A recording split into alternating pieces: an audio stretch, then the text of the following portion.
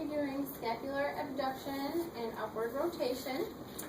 The patient's position should be in an upright seated position with a chair that does not have a back support.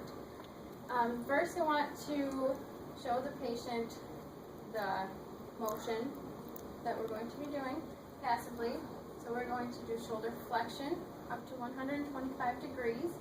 You want to make sure as a clinical consideration that they don't substitute with any abduction. So make sure it's up all the way.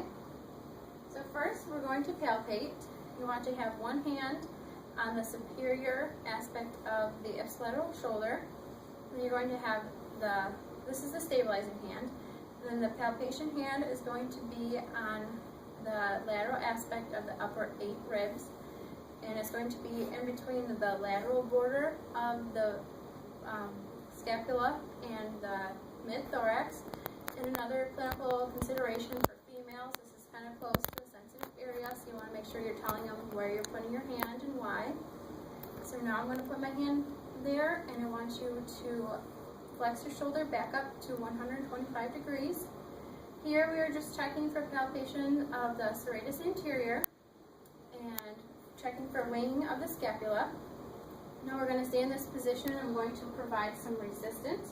So one resisting hand is going to be above the elbow, and I'm going to push down in the direction of shoulder extension. And then I'm going to have my other hand kind of hold it like this to go along with the inferior angle of the scapula, and I'm going to be pushing down into the direction of downward rotation.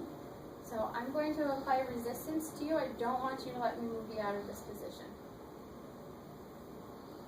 Okay, so he provided resistance and a maximum force, so he would be a 5 out of 5. And for this particular one, we don't have a gravity eliminated position. So if the patient was not able to do the full flexion, if they only could get to here under, that would be a 2. And for a grade 1, you would palpate. If they couldn't get any degrees of range of motion, but you could feel or see a contraction, it would be a 1. And then if there's nothing at all, it would just be a 0.